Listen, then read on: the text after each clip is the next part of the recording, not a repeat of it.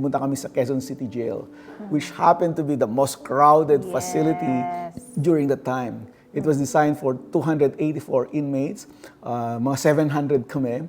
And then, nung palaya na ako, 3,500 na yung mga inmates. So, the Philippines is now the third most congested facility in the whole entire universe. But it used to be number one. Noong 2016, kasi umabot tayo ng 670 congestion rate. War on drugs na experience ko yun. From 30 to 90 to 120 per dapat 35 lang kami sa selda. Oh, that's why I've been advocating, Karen, for creation of small, manageable, regional jails and prisons. Huwag ka dapat mag-create ng mega prison. Sa United States, kapag 800 or more ang isang jail population, mega facility ng tawag dyan. And pag mega facility, mayroon na yung criminogenic culture. Oh. And lalong-lalo na ang Bilibid, 19,000 inmates. That's the biggest mega prison in the entire universe. Kaya ang Bilibid, talagang nandyan na lahat ng mga unique subcultures.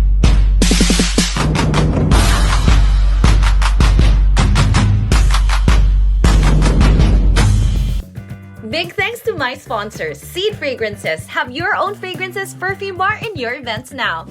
Start every day positively with Cobean Coffee. Party trays and packed meals, hot dish. Luvito for my clothes. The best empanadas and Pinoy favorites are from Farina's Ilocos Empanada. For full meaty rice meals, go for Java Meals. Shape White Coffee. For coffee event stalls, Tercy's Beauty Studio Cafe. And of course, thank you to my production house, Summer Sky Productions.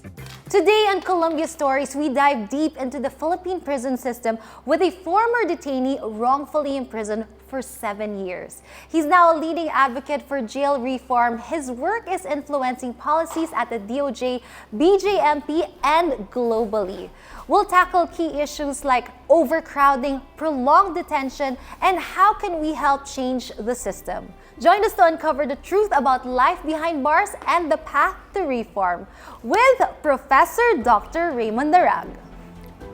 Hi, Prof! Hello, Karen. Thank you very much for having me here. Thank you so much. It's so nice to finally meet you. Alam niyo, Prof, ito trivia. Binabasa ko yung mga research mo nung nasa loob ako ng kulungan. Wow. I'm so honored to hear that kasi yung mga sinusulat ko noon coming from the heart, sabi ko sana may basa nito ng mga PDLs and then it could inspire them to do better sa loob. Yeah, thank you very much to hear that. It really inspired me because there was so much hope through. Tsaka yung mga research mo, parang nag-enlighten yung mind mo, ganun pala. Even GCTA, when you talked about it, I was like, wow, there's a chance for us to, get home faster because of good conduct. So Right, there's a lot of right. things that you've done in our jail system that has improved the situation. Wow, yeah, sige. Coming from you, that's very, very good honor for me too. Well, Prof, ito we have something in common. We were both wrongfully imprisoned. So please do share to our audience. Anong Yeah. nangyari sa inyo? Yeah, it's a lifetime ago, pero noong 1994, nagkaroon ng incidents sa UP Diliman. Kumakain yung isang grupo ng mga estudyante, bigla silang inattack, and then, they were fighting for their lives. Nakamaskara yung mga tumira. Oo. So, the police came afterwards, sinong tumira sa inyo, sabi nila, hindi namin nakilala dahil ang bilis ng pangyayari. They were sent to the UP infirmary, tinanong sila ng mga doktor, ganun din ang sagot, ang bilis ng pangyari, we're running for our lives, at lahat sila nakamaskara. But 2 days after, unfortunately, namatay yung isa sa mga victims. And then 2 days after the death, pumunta sila sa law enforcement agency, sa National Bureau of Investigation, at nagbago yung testimony. This time around, habang sila daw ay pinapalo, they were parrying the blows. And while parrying the blows, nahulog ang maskara ng mga attackers. And because of that, nakita daw nila si Raymond Narag and some of my co-accused. Bakit kayo yung tinuro nila? I don't know. Suspect nila yung fraternity namin during the time, pero hindi nila alam kung sino sa fraternity namin ang dapat nilang ituro. So may listahan sila ng mga resident namin 2 years prior at kung sino yung nakalista doon, yun din ang kanilang inilagay bilang mga attackers. Were you part of yung officers? ng ano? I was part of the officers during the time. Oh, that's why. I noticed dun sa mga fraternities, pag may kaso sila, yung mga officers yung ang- inuuna. That's right. So, I was a victim of false accusation, victim ng malfeasance sa ating law enforcement. And because of that, I was charged with murder, 2 counts of frustrated murder, and 3 counts of attempted murder. No bail yun. And I was, but we voluntarily surrendered sa police. And pumunta kami sa Quezon City Jail, which happened to be the most crowded facility Yes. during the time. It was designed for 284 inmates, mga 700 kami. And then, nung palaya na ako, 3,500 na yung mga inmates. So, yeah. Nag-balloon talaga. Yeah. Yung community dun sa loob. So, you experienced jail life in the Philippines. Not only, I breathed it, I went up into the details, naging buyonero ako, naging bahagi ako sa Mahinaria, tapos naging trustee ako, I work in the paralegal office, nagturo ako bilang inmate, teacher, tapos nagkaroon pa kami ng mga organization doon tulad nung yung Cristo Okay sa amin. And then on my 4th year of stay, inmates elected me as their mayor de mayores, inmate leader. So I actually rub elbows with the Sige Sige Sputnik, Commando, Batang City Jail, Bahala na Igam. And I learned firsthand the intricacies of jail management. Kasi kausap ko yung warden, kapag nagmamanage kami sa mga conflicts ng mga inmates, pag may basura na umaapaw, kami yung kasama sa pagsosolve ng problems. Kapag yung mga inmates na delay ang kaso, lumalapit kami sa mga korte. So I learned in details the ills ng ating criminal justice system. From police arrest to prosecutorial discretion to judge decision making and up until sila mag-a-apply ng probation, mag-a-apply ng parole. Yeah. You really absorbed everything that happened inside jail and you were very much involved. I can understand what you're telling me na talagang lahat talaga ng sulok ng jail from even the outside until the entry of it, till the exit. That's you totally got yourself involved. Wait, nakasali ba kayo sa any gang? Kasi, di ba, you rubbed elbows with Sputnik and all that. Yeah. Ang kagandahan doon, tinanong namin yung Kapit Bisig 2000 Incorporated.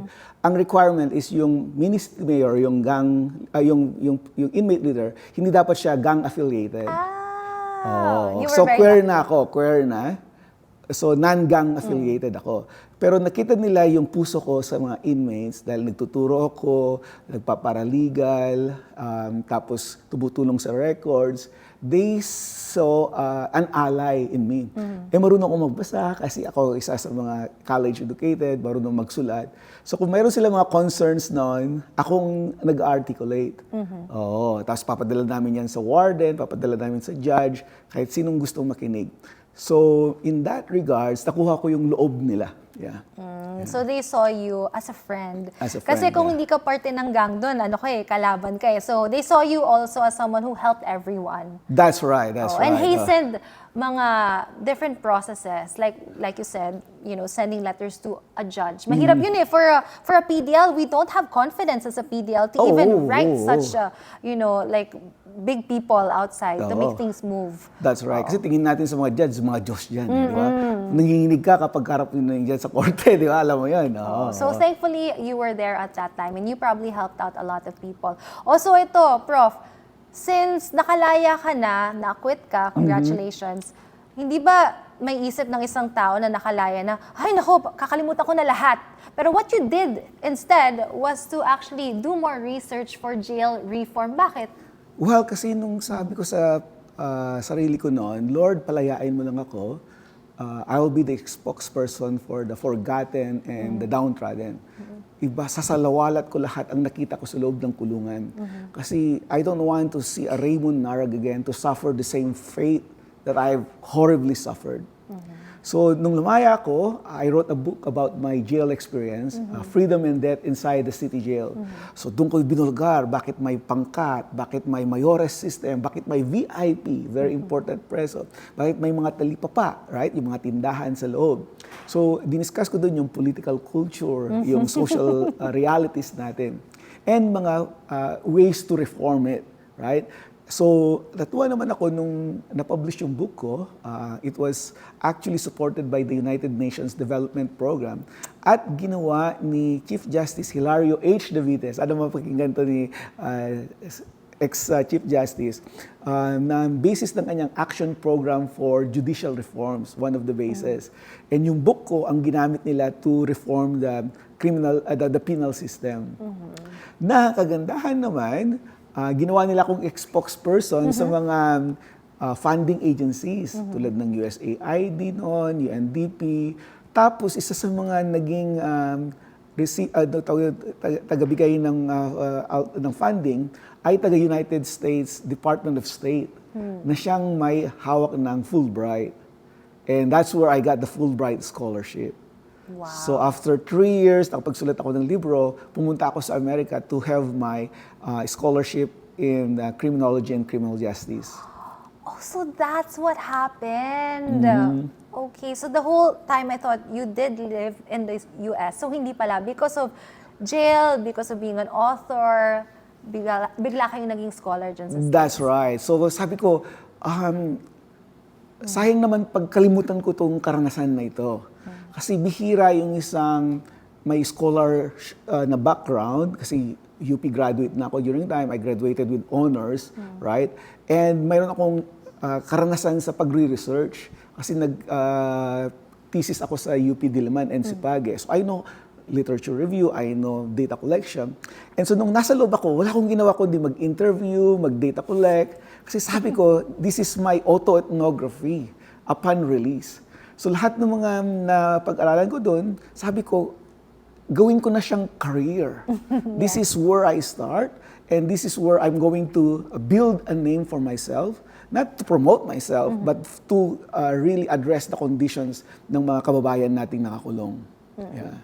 You know, very interesting. I so understand where you're coming from and where the heart is. And also, just being able to explain through your eyes what really happens inside. Kasi not a lot of people know from outside, looking in. That's very superficial yung nakikita nila. That's correct. I like the word superficial. Kasi nakikita nilang nila yung, may drugs sa sa loob. Mayroong away, may riot. Pero hindi nila nakikita yung ilalim. Right? Ang tawag ko doon sa libro ko noon, the kumukulong kalan analogy. Na nakikita nila yung amoy, yung usok, etc. Pero hindi na nila nakikita yung pinakaugat ng problema, which is kakulangan ng apoy, yung mga coping mechanisms na nagiging basis for what we call now mutated form of penal management. And I can discuss that in detail if you want. Oh, since we are talking about this, let's get down to the details. All right, okay, go ahead. So, Prof, ano ba yung pinaka-issue ng mga jails natin dito sa Philippines? Okay. I think ang dalawa ang pinakamabigat na problema. Nabanggit mo na kanina. One is yung prolonged trial detention, prolonged process of release. Tayo ang pinakamabagal sa buong mundo from time of arrest until time of case disposition. Sa aking pag-aaral, 3.2 years ang average stay ng mga PDLs na no bail. Alright? Average yun. Pag titignan mo, may mga extreme cases. Just last year, there was an inmate in MMDJ who stayed in detention for 24 years only to be declared not guilty by the courts. Oh my gosh. Right? And there are many reasons for the delay. Ang sabi ko dito, structural reasons for the delay, organizational reasons for the delay, and cultural reasons for the delay. Pag structural yan yung kakulungan ng judges, kakulungan ng fiscal, kakulungan ng PAW. Alam mo ba na 20% ng courts natin nationwide walang judge? So lumilipat-lipat si judge, di ba, per court. So kung yari ako Wednesday, Monday dito naman That's Thursday, right. Tuesday. So ang daming tao naghihintay. Kaya laging napopostpone ng hearing kasi lack of material time, dahil kumbaga iisa yung judge. So yan, structural reason yan. Nagigil ako dun sa lack of time. Parang, paano pa yung oras ko? That's right. Di ba? Nandun ka naghihintay, nagbayad ka ng abogado, tapos sabihin, postpone the lack of material time.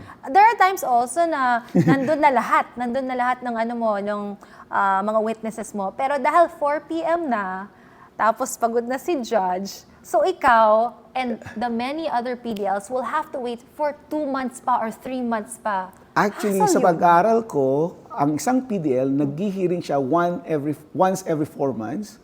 So isang taon, makakaroon ka ng hearing na 4 na beses. At dun sa 4 na beses na yun, isa lang ang matutuloy. So naka 10 years ka na, baka 10 times ka lang talagang nag-hearing. Diba? Hindi alam ng mga tao yon. Feeling nila, pag nagtagal ka dun sa loob, guilty ka agad. That Kasi is correct. it sounds like a sentence already. That's right. Yeah, 7 years ako nakulong. I was informally sentenced, ang tawag ko doon. Informally convicted. And walang bayad sa atin, diba? Ang sabi ng Supreme Court, kinakailangan makonvict ka muna bago ka makompensate. Which is very wrong, palagay ko. Wait, I don't understand. What do you mean by makonvict ka muna, tapos mababayaran tayo? But a convicted Makonvict ka person... muna, tapos ma-reverse. And mayroong, kumbaga, presumption na nagkamali siguro yung prosecutor, kaya ka makocompensate. Pero kung walang presumption na nagkamali yung prosecutor, talagang ginawa lang ng prosecutor at ikaw lang ay na-acquitted, then wala kang bayad. Daya, no na? It's, yeah. 10 years. 7 7 years. Walang compensation. 5 years. Walang compensation din sa'yo. I heard though na parang may 10,000 pesos daw. Yun ang sabi sa akin isang 10,000 pesos, yeah. Actually, sa Commission on Human Rights, nagbibigay rin sila dyan. Pero, before mo makuha yan, kinakailangan patunayan mo Wag na. prosecutor has done a wrong job, the police has done a very malicious job to charge you maliciously. So you still have to prove that in court. And, take note, you could only be compensated for a maximum of 6 years. So kahit naka 20 years ka, 6 years lang mababayaran, times 10, 60,000. That's the maximum. Yeah. Walang nakaka-avail niyan. Walang nag-a-avail niyan. So parang may sinabi lang na meron kami ganito pero nobody gets to enjoy it. quote unquote. No, I've never met anyone Yeah. na maliban dun sa isang kaibigan ko noon, si Chocolate, pero CHR nagbigay sa kanya ng 10,000 kasi napalo siya sa isang riot, tapos lumaya siya, tapos mayroon pa rin siyang sakit. So nilapit ko siya sa CHR, binayaran siya ng 10,000 pesos. Actually, nangyari doon, ako pa muna nagpaunang bayad sa kanya kasi ang bagal Nagabono i-release. ka muna. Oo. Inabunuhan ko muna, tapos nung dumating na, hindi ko na siningil, binigay ko na sa kanya. So 20,000 na nakuha niya. Also, lengthy detention. Lengthy detention, yung number 1, structural, yung organizational, yung minsan may mga judges na nagsiset ng hearing ng 30 hearings in a calendar day. Eh kung isa lang dyan matuloy, postpone na lahat. And then yung third na reason is yung purposeful delay, yung cultural. Na may mga tao na, lalo na yung mga private lawyers, pag nag-hearing at postpone, gusto nila yan kasi per appearance tayo. So, pwedeng, pag sinasabi mo na dyan lahat, yan ang dahilan kung bakit nagde-delay ng 3 years, 10 years, 24 years. Which leads to the second bigger problem, which is overcrowding ng ating mga facilities. The Philippines is now the third most congested facility in the whole entire universe. But it used to be number 1. Noong 2016, kasi umabot tayo ng 670 congestion rate. War on drugs na War experience on ko yun. drugs. From 30 to 90 to 120 per dapat 35 lang kami sa selda. That is correct. Kasagsagan yan ng drug war, 2016, 17, 18, 19. Bumaba na lang siya nung pandemic. So now we are just the third most congested country. But it's still very high. It's 370% congestion rate. Nagva-vary siya depending on months. Kasi minsan maraming huli pag December, ganyan. And hindi lang yun. Average yun, Karen. Paano na yung mga extreme? May mga facilities tayo that were 1,000, 2,000 congested na mga facilities. Wow. Look at the data of the BGMB, they could easily give you that information. And so it creates a lot of human toll and also cost to the government. So, Prof, what's the reason behind overcrowding? Yeah, okay, that's very good. Overcrowding, para sa aking pag-aaral, is a matter of capacity, right? So sa capacity kasi, 3 areas ang tinitingnan mo dyan. Input, throughput, and output.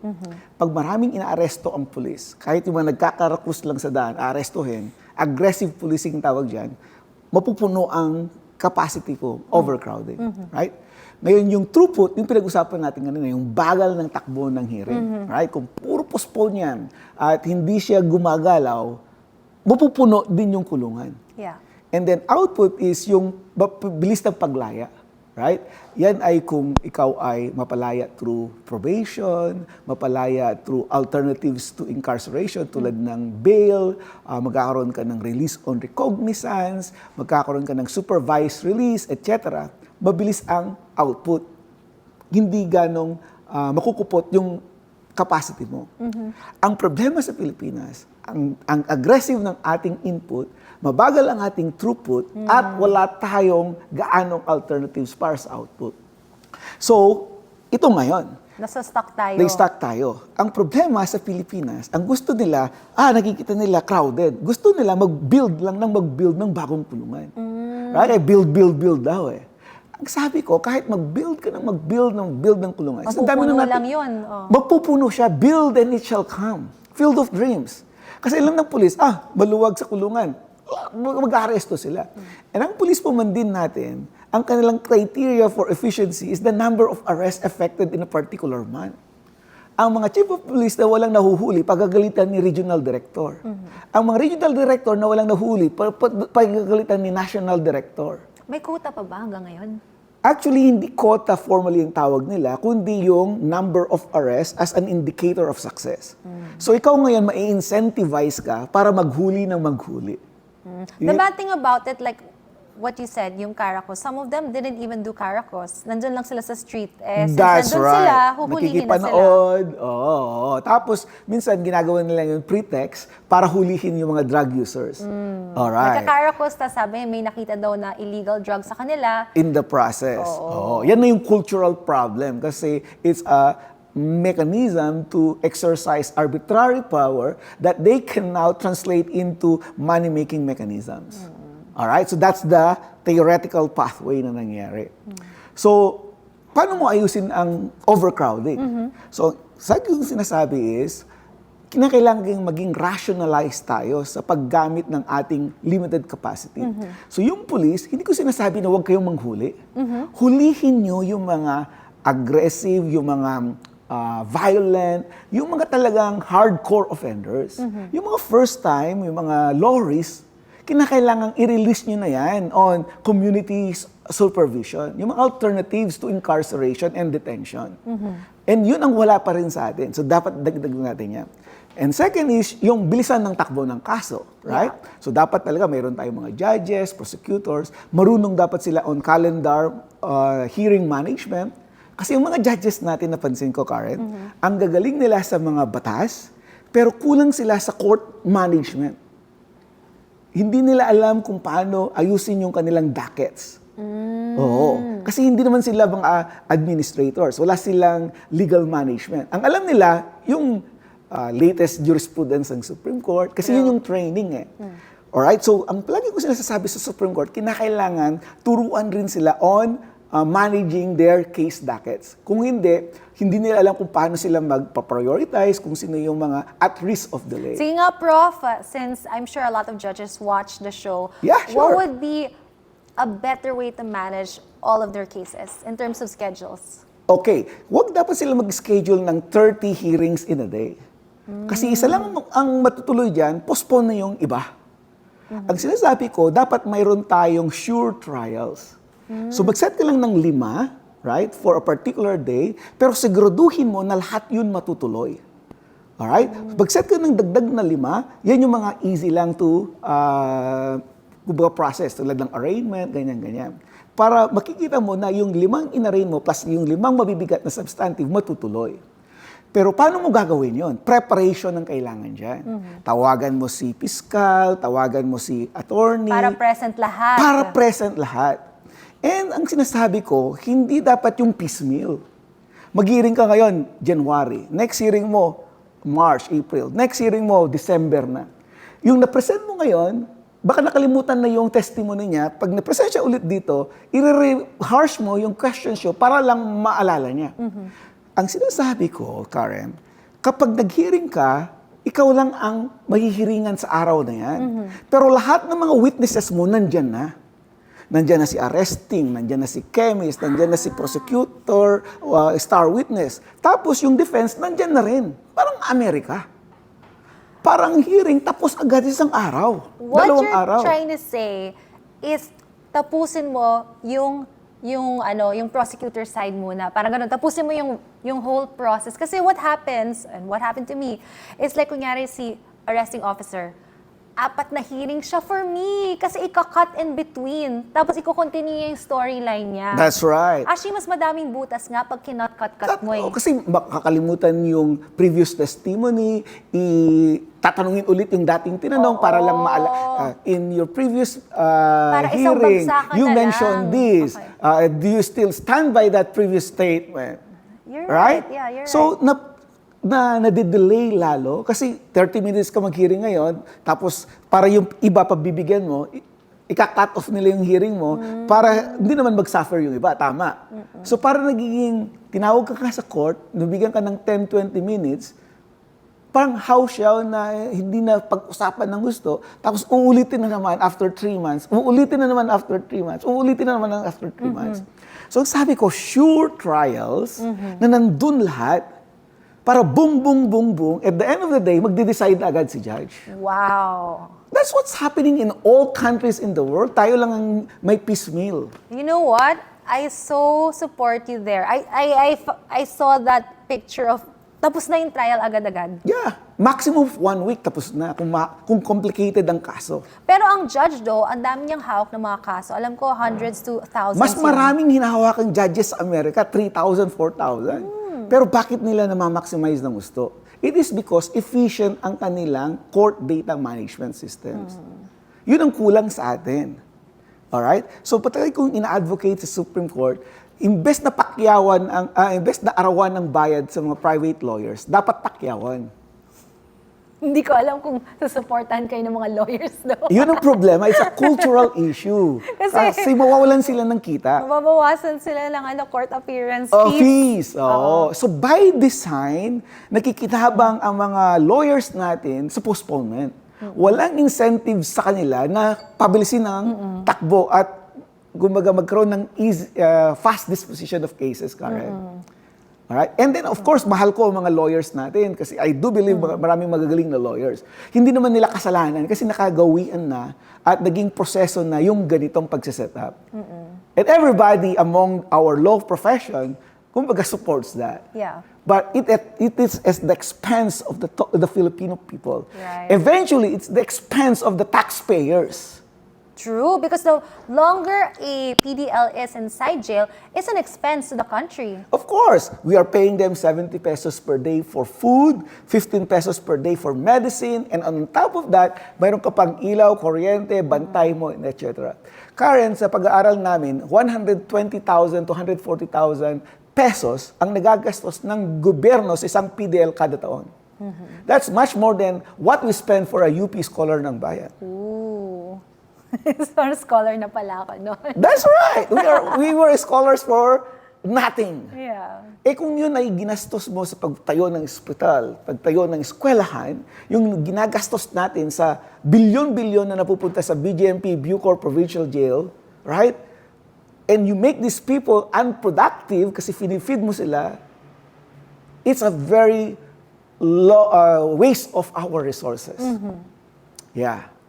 Ayan, so hopefully we can hasten the cases if they follow your lead. That's right. So that's the throughput. Correct. The output, yan yung ina-advocate namin ngayon kasama kong HLove, Fair Justice, United Nations, is yung adoption ng mga alternatives to incarceration, and alternatives to detention.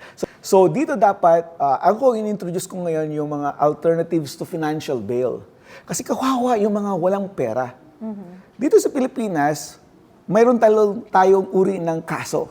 Bailable offense and non-bailable offense. Tayong dalawa, non-bailable tayo. Automatic tayong makukulong. Even if I'm a very low-risk offender. Same, right? First time natin makulong. Mayroon tayong pinag-aralan. Mahal ng magulang. Why would you waste our years, our very youthful years, and eventually acquitted tayo? Right?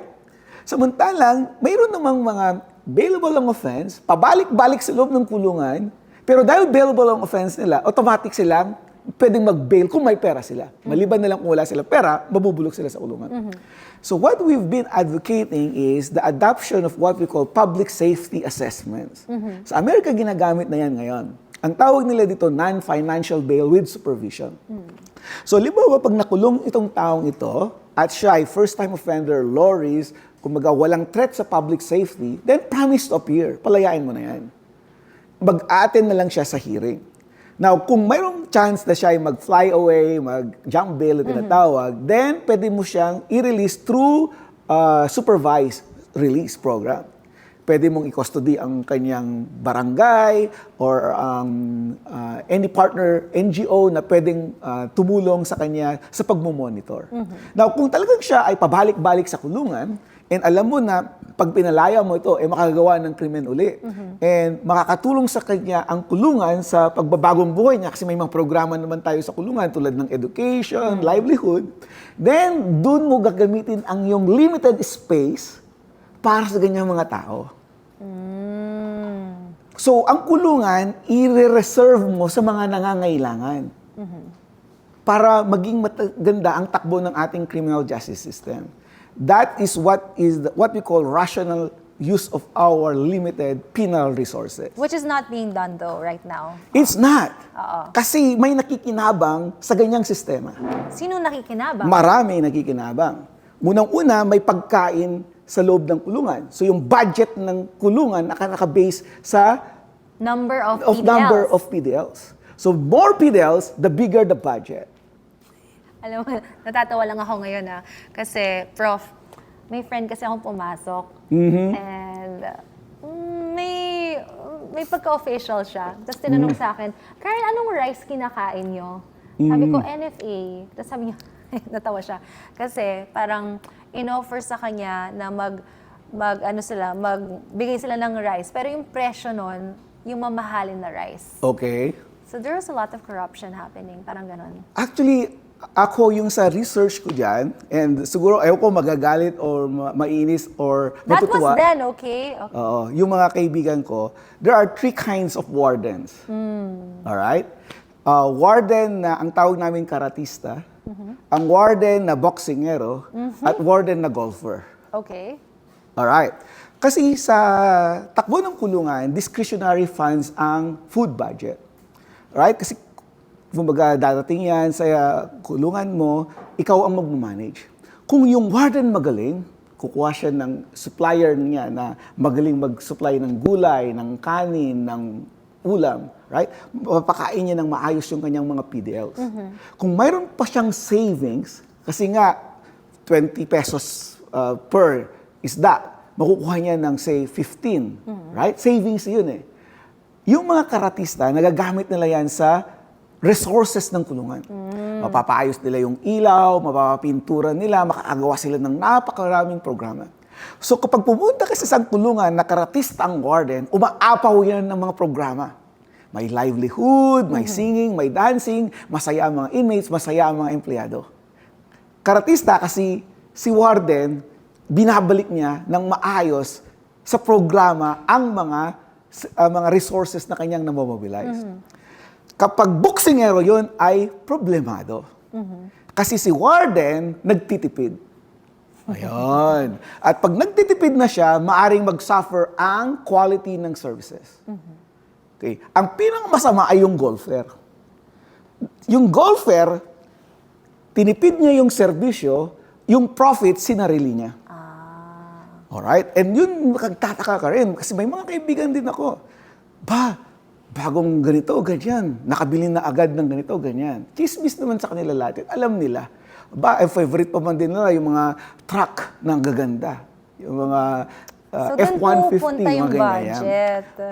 Ngayon, hindi ko sinasabi na lahat ng sila gumagawa nito. Yes. Mayroon lang mangilan-ngilan na matitigas ang dibdib na gumawa. Kasi ang BJMP at ang Bucor, mayroon na rin silang mga strict rules eh.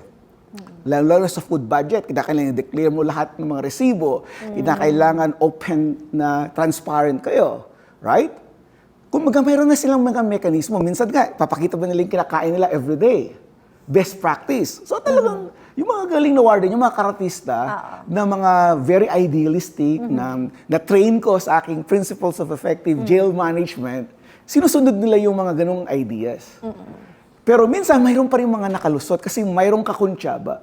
May kakuntsaba si ganitong warden sa ganitong opisina sa region, sa ganitong opisina sa national, maaaring makalusot pa rin kasi it's a cultural issue. Usually, siguro, nangyayari pa rin yun dun sa mga hindi dito sa Luzon. Feeling ko lang dun sa mga far-off areas. Kasi yung ako, in fairness to me, my wardens were karatistas. That's right. I mean, I saw the difference though of the food. Like, merong mga times na dinideclare nila ganito kalaki yung pagkain, siguro for the public, pero That's right. super konti lang. Pero I know they tried their best to Yes. to give the budget to us. Oo. Ako noon, may mga best friend ako na nagiging warden na very karatista. And nakikita ko talaga na maganda ang performance ng kulungan nila. Very innovative ang mga yan eh. Kumbaga magugulat ka, mayroon silang project na Tsaka well-awarded normally. well diba? award. Yeah. And para sa kanila, it's very gratifying. And para sa akin, yun ang mga sinusuportahan kong mga wardens. Sila yung mga new breed of leaders na hopefully, pag naging regional, national officers na sila, they will replicate what they have done in their local jails nationwide. So it's a process, Karen. It's a process. And I'm happy that they are becoming more professionalized now. Yeah. And in terms naman, kasi we talked about overcrowding, how about psychological effects of imprisonment? Ang tawag ko dyan, Karen, moral injury. Kasi, alimbawa, ang PDL, syempre mayroon kang values, di ba, na sinusunod. So, ikaw ngayon ay pupunta sa isang kulungan na, kumbaga, overcrowded, mabaho, right? So, mamamatay ka na lang sa sakit, mamamatay ka na lang sa, kumbaga, walang ventilation. So, what you do now is you try to survive. Right? So you bring your resources, you bring your own connections from the outside in the inside, right? So ang gagawin mo ngayon kung may resources ka, makikiusap ka, Sir, pwede ba magpasok ng electric fan?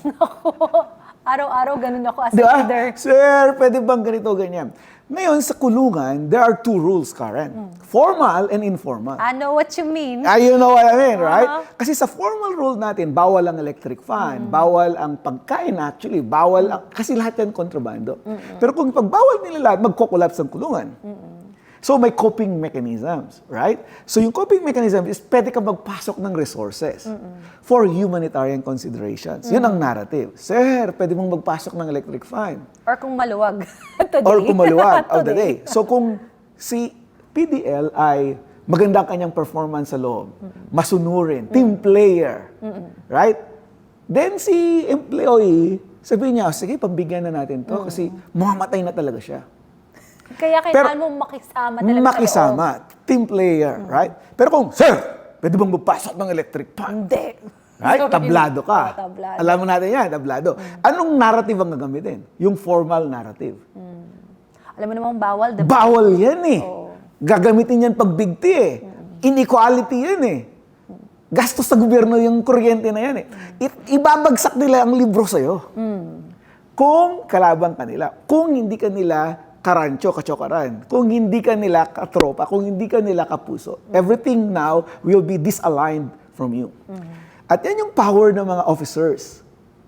Kasi nagko-code switch sila. Code switch means depende sa context. Ibabagsak nila ang formal rule sa mga kaibigan, sa mga kalaban, informal rule sa mga kaibigan. And that becomes discretionary. At nagiging sources of corrupt income sa loob. Sir, pwede ba magpasok ng electric fan? Walang problema, Karen. Basta tatlo, ipasok mo. Siyempre. Isa sa'yo, isa sa akin, at isa doon sa taas. Kasi hindi naman pwedeng ikaw lang maganda ang ventilation. Ako bilang jail officer, pangit din ang aking working condition. Right? So, yun na yung nagiging process ngayon. And kapag nangyari yan, it's so hard to really change the system at marami nang nakikinabang sa inefficiency ng system. And they keep the people there because makikinabang pa sila kapag nandun sila. Kumbaga, ito yung situation natin, ito yung standard, right? So, kinakailangan makisama ka para maging standard siya, right? Kung pagbawal nila yun, substandard talaga. And that creates a lot of moral injuries. Marami nagkakasakit, maraming namamatay. Ang problema lang, pag umangat ka, buti sana kung lahat kayo umangat. Karamihan doon maiiwan. Oo. And so, maiinggit yung mga kasama mo, bakit sila may ganyan? Mahirap pag may inggitan. Mahirap pag may inggitan. At ikaw rin, maaawa ka, kasi ikaw, masarap ang buhay mo, sila, hindi. Sila namamatay na, ikaw naka-aircon pa sa kwarto mo. Kasi mayroon namang, ito yung standard, may sumubra pa sa standard. Grabe, may aircon ba sa inyo noon? Mayroon. Talaga? Mayroon pang internet. What? Of course. Hindi ko alam Nagsisimula yun. pa lang yan. Kasi malaking kulungan eh. May So maliit na kulungan, maliit ang galawan ninyo. Maliit yung economies of scale ninyo. Pero pag 1,000, 2,000 na, magkakaroon na yan ng extra layer of, ang tawag ko dyan, spatial populations. So nagiging varied na yung culture. Actually, na-notice ko nga, pag mas malaki yung facility, mas mahirap bantayan. So, mas madaming nangyayari sa loob. Normally, sa male dorms yun. Sa females, hindi kasi bantay sarado talaga kami. Kasi our population is less than 100, less than 200 or 300. So, the eyes, kitang-kita kami lahat. That is correct. Even our names are memorized. Pero sa male dorm, hindi ata ganun. Hindi na. Oo. That's why I've been advocating, Karen, for creation of small, manageable, regional jails and prisons. Huwag ka dapat mag-create ng mega prison. Sa United States, kapag 800 or more ang isang jail population, mega facility ng tawag dyan. And pag mega facility, mayroon na yung criminogenic culture. Oo. And lalong-lalo na ang Bilibid, 19,000 inmates. That's the biggest mega prison in the entire universe. Kaya ang Bilibid, talagang nandyan na lahat ng mga unique subcultures. Kasi nga, very varied na yung populations nila dyan. Nakagulat nga yung mga stories before na doon mismo yung gawaan ng mga illegal substances, may mga baril daw sa ilalim. I mean, these are the news before. That's right, that's right. So, syempre, there Hindi have naman been- validated yung iba. Yeah. Masyado ng mythology yung iba. Right. Pero ang point natin dito is, kapag sobrang laki ang kulungan, dahil mayroon nakikinabang, then it creates second layers of a problem. Alright? Ang analysis ko dyan, Karen, is structural, organizational, and cultural. Structural means lack of personnel, lack of facilities, lack of resources. Dapat nagkukulaps ang kulungan. Pero hindi. Kasi mayroon tayong organizational coping. Lack of personnel. Mayroon tayong mayores system. May mayora, pastonero. Di ba? Sa jail nyo siguro mayroon din yan. Coordinator is the mayora. Yeah. Binabago nila yung pangalan, which is good, kasi nag-TTC na tayo ngayon. Pero it's the same banana, kasi it's same roles. Right? Lack of resources, mayroon tayong VIP system. Very important preso. Were you a VIP then? Of course! Nagbabayad ako ng 40 pesos per day para sa aking calling. May VIP fee kami, may commitment fee kami. Calling means, pag may dalaw ka, tinawag ka, so magbabayad ka kasi may dalaw ka, 40 pesos a day yun. Kino-calling ka, parang gano'n. Oo. So, mayroon kaming commitment fee. Ano naman yun? Hindi mo alam yun. Hindi. Ngayon, wala na sa Quezon City Jail. Commitment fee is parang tuition fee mo yan. Pagdating mo sa jail, binibili yung bagong commit noon sa amin. What? Ibinebenta ka sa mga big time, mga mayor, yung highest bidding yan. How do you choose? Like, how would you pick, eto gusto ko and why? Ganito yan. May sistema yan. Galing ka sa police, right? Yung police, pagkakapirahan ka na dyan. Right? Pag-iin ka na dyan. Pag nalusutan mo ang police layak, pag nabigay ka sa police layak, pag hindi, kulong ka. Pagdating mo sa jail, bubulungan nila yung mga jail guards. Ito, may asim to, may tikas to, may pera ito. Pag wala, buyonero ang dating mo. Right? So yung jail guard ganyan, magbabayad na yan sa police o pampamasaya sila. Kasi tinransport nila, wala namang transportation fee nung panahon na yan. Pagdating sa jail sa amin noon, tatawagin nila itong mga kulturero. Ito, may big time na bagong dating. Alright? Yung mga kulturero ngayon, pupunta sa mga mayor nila. Mayor, may bagong commit. Sige, bilhin mo. Magkano, Mayor? 1,000. Yung isa, 5,000. Yung isa, 10,000. Yung isa, 50,000. Depende yan. Kung ikaw big time Chinese na bagong commit, malakas pa yan. Oo. Kasi a usual, first time commit, naglalabas pa yun ng pera eh. Mag-share pa yun sa mga kaibigan niya. Fresh na fresh pa siya. Fresh na fresh pa siya. pakitang gilas yan. Right? So ngayon si inmate, hindi niya alam na binibili na siya. Oo. niya alam. Bentahan niya, no? Si jail officer ngayon, depende rin niya kung kanino niya bibigay. Kasi sabihin niya, lahat ng big time nandito na. Ito naman, kasi kawawa. O kung kalaban niya si Mayor ni ganito, huwag niya ibibigay dyan. Ibigay niya doon sa kakampi niya. So kung kakampi niya mga Sputnik, dahil Sputnik siya, bibigay niya lahat yung bagong commit sa Sputnik. Interesting. Ganun yan. So itong inmate ngayon, pagdating sa selda, kakusapin ng Walang bastonero. Ito si Mayor, basahin mo ang tuntunin ng pangungkulungan, right? Igalang ang mga mayores, igalang manunungkulan, huwag umit ng gamit ng iba, right? Magpabilang, right? Kung may away ka, isang guni sa nanunungkulan. Alam natin yan, may, kumbaga ang tawag natin yan, batas ng kulungan, yung Magna Carta. Tapos sabihin ngayon ng Mayor, Raymond, Juan de la Cruz, tingnan mo itong selda natin, masikip, wala kang matutulugan, right? Pero meron tayong tarima dyan na libre. Kung gusto mo tumira dyan, may bayad yan. So kung magkano binayaran nila, 100,000, 200,000 singil sa'yo. Kung binayaran nila sa desk doon ay 10,000, 20,000 ang singil nila sa'yo. So ikaw naman ngayon, sige, kukunin ko na yan. Kasi kita mo, lahat sahig, di ba? Iba't ibang style siguro yung style dyan, right? So ikaw ngayon, bibigyan nila na, ito, cellphone, tawagan mo yung kamag-anak mo. Nanay, nandito ako sa kulungan ngayon, padala niya ako ng 100,000. Diba? Ito yung GCash number. Bibigay mo yung GCash ni Mayor or whatever. Di ba tatanggap yun ngayon ng GCash ni Mayor, bam? Ibibigay sa'yo yung commit. Si Mayor naman, di nakatanggap ng 100,000. Right? Dapat hindi niya sa sarili niyon. Dapat karatista siya. Hindi siya pwedeng golfer. So sabihin niya, sige bibigyan natin si ganito, bigyan natin si ganyan. Everybody happy. Tapos magpapintura pa yan, gamit dun sa commitment fee. So bumalik lang sa selda. Para in sa other selda. words. If you were a good leader. Kung hindi, Sa kanya buraot lahat yan, sa'yo lahat yan. Yung desk officer na nakatanggap ng pera doon, hindi niya rin pwedeng sarilihin yun. Share din Bibigyan niya rin si gator, bibigyan niya rin si records, bibigyan niya rin si warden. Everybody should be happy. Ang tawag namin sa kulungan nun, lahat ng sisilip, bubulagin mo. Alam mo, ngayon ko lang narinig yon. Ganon! Oo. Hindi ka pa nangulungan ng matindi sa isang kulungan na very detailed ang Iba yung meal kultura. dorm. Hindi, I realized kami din pala, we would pick yung mga bagong inmates kasi yung factor namin would be kung sino yung mayaman. Kung siya yung mayaman, dito tayo para mapalaki natin yung yung facility natin sa loob, magkaroon tayo ng more electric fans, paayos natin yung TV. Ang tawag ko dyan, shared governance. We share in the governance of our facility. They delegate to us informally, not formally. Kasi bawal sa batas nila ang no inmate shall exercise supervision over other inmates. No inmate shall discipline other inmates. Bawal ang takalan, bawal ang disiplina dapat right? Yeah. Pero, kung gagawin nila yan, magko-collapse ang selda natin. Mag-away-away ang mga inmates. Ang mga inmates mismo, ang may gusto na may mayor ng selda. Dahil kung hindi, may maton na malaki, ibubuli niya yung mga maliliit. Kaya sa Pilipinas, hindi totoo yung mga movies na pag maton ka, malaki ka, ikaw yung bully.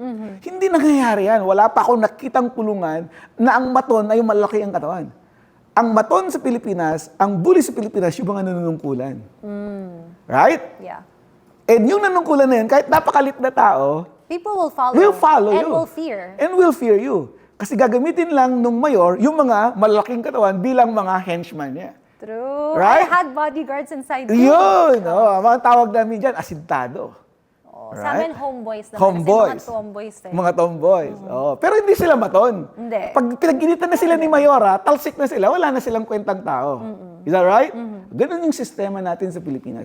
Unlike in the United States, your physical power is your power, political power. Sa atin, ang mga inmates, ang kanilang power pa rin is yung kanilang pag-isip, yung kanilang resources, yung kanilang connections. At ini-import natin, Karen, yung ating characteristics from the outside to the inside. Sa aking pag-aaral ngayon, ang tawag ko dyan, importation theory. So kung ikaw ay teacher sa labas, pwede ka maging teacher sa loob. True. Right? Yes. Pwede ka magturo, pwede kang mag-coordinator. Instant position yan. Instant position yan. Pero hindi rin, ibig sabihin na yun ang posisyon mo, dun ka forever. Mari kang tumaas pa, or pwede ka rin bumaba. Right? Kasi it's how you navigate through the day-to-day mechanics ang kulungan, right? So yun ang kaganda sa atin. Kung doktor ka sa labas, pwede kang mag-reseta pa rin sa loob.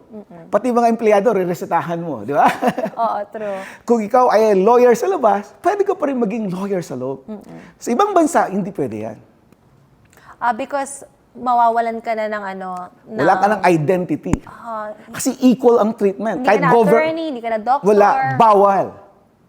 Sa ibang country ba, matatanggalan ka ng mga titles pag nakuha ka? Tatanggalan ka, lalong-lalo na sa mga developed world. Agad-agad? As in, even though you have Mawalan not ka been ng sentenced? mawalan ka ng professional license eh. What if you were acquitted?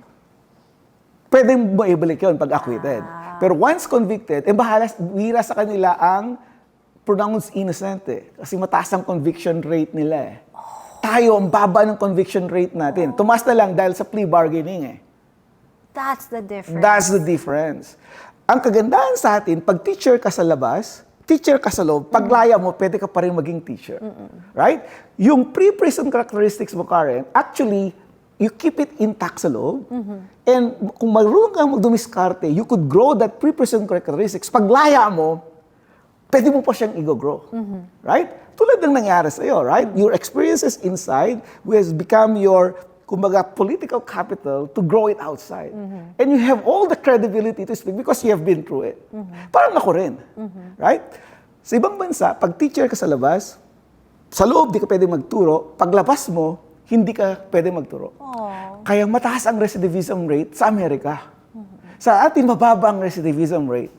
Surprisingly, it's because of our informal coping mechanism. Kasi nanonormalize ang situation sa loob. Ang tawag ko dyan, normalization of jail conditions. Do you agree though na, all of these licenses you can keep even though you're in jail? Why not? So you're for it? Of course. Kasi ang tawag ko dyan, protective factor yan eh. Nagkasala ka, hindi naman ibig sabihin, buong pagkatamo, sisirain natin. Right? At nagkasala ka, parusahan ka, yun na yun. Huwag mo na yung magkaroon pa tayo ng continuing punishments. Yung hindi matapos-tapos na parusa. Yun ang problema, yung continuing punishments. 20 years ka nang lumaya, mayroon kang criminal record, maghanap ka ng trabaho, 20 years ago, lulutang pa rin. That's a continuing punishment. So I've been advocating, Karen, baka makatulong ka sa akin, yung Clean Slate Act. Na after 2 years, basta maganda ng record mo, you are good as new citizen. This is when you are convicted. Convicted. And especially if you're acquitted. Pero ako kasi acquitted tayo. Pag tumigil ako sa NBI, mayroon pa rin akong hit eh. Oo, nag-hits. Natanggal mo na yung sayo? Hindi pa rin. Oo. Hindi ka nag-interview kasi may dadaanan kang Nag-interview process ako. para i-clean up nila yung system. Akala ko nagawa ko na yon, pero nag-interview na ako. Cleared na dapat ako. Pero every time na NBI clearance ako, sa step number 6, dun sa quarantine, boom, may hit. Nakukulong pa rin ako ng 6 na oras bago ako ma-clear. So, how do we fix this? Better system. Efficient dapat. May coordination ng NBI sa mga courts, may coordination ang mga NBI sa police, sa prosecution, and kapag klaro na ikaw ay acquitted o na-serve mo yung sentence mo, dapat may updating sa records. Yun nga, dapat isa lang Hindi yung na-update records yung Isa lang record. yung system dapat. Oo, may sarili ang PNP, may sarili ang NBI, may sarili ang court, may sarili ang prosecution. Hindi nagtutugma-tugma. There's an effort now, we call it the single carpeta system actually. Alright? Yung NGIS, National Government Information System. Si Art Bavar ng News ASEC Art ang tumutulong dyan. Pero ginagawa na natin to since 2002. 2025 na, 23 years na, hindi pa natin na-perfect yung system.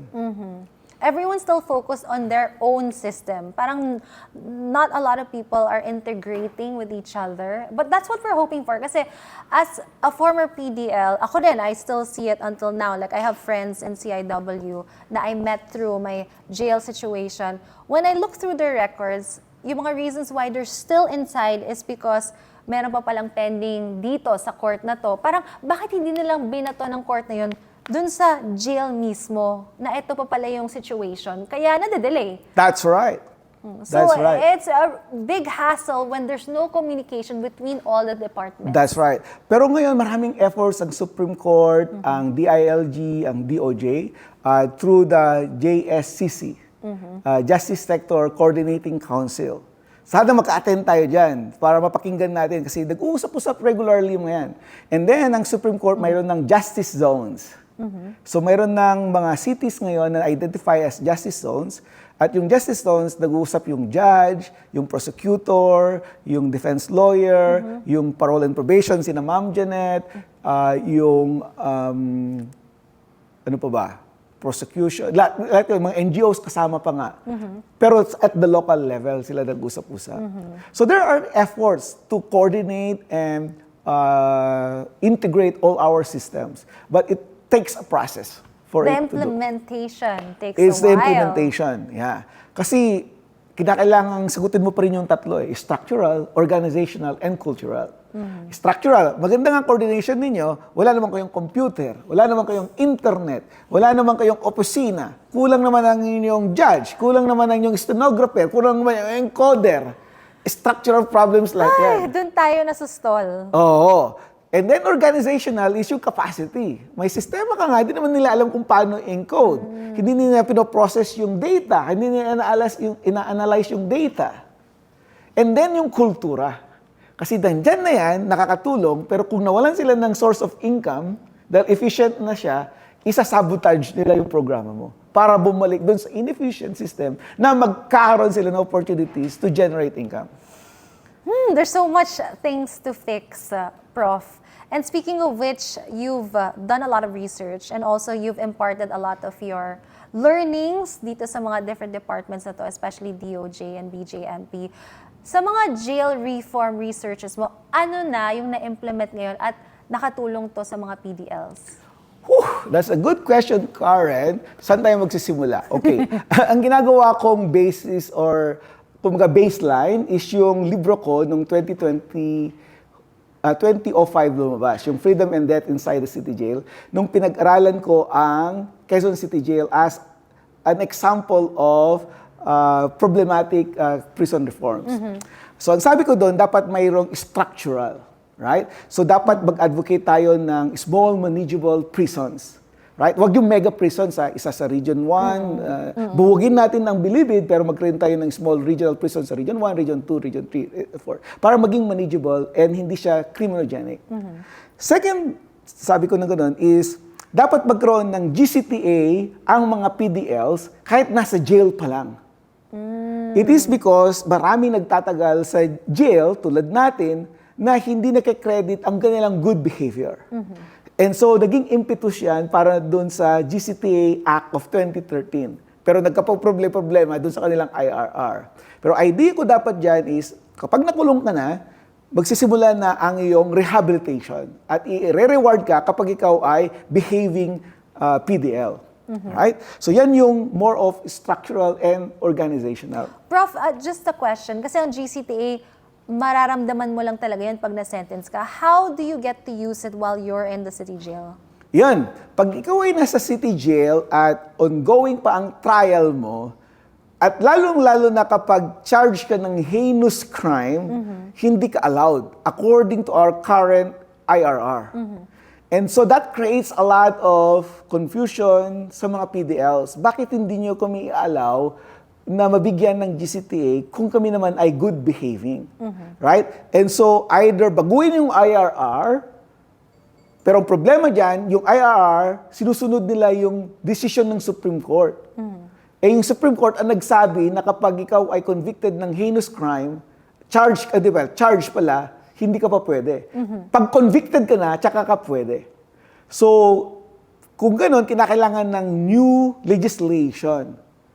So, dapat mayroong bagong congresspersons na mag-advocate nito. What are the heinous crimes?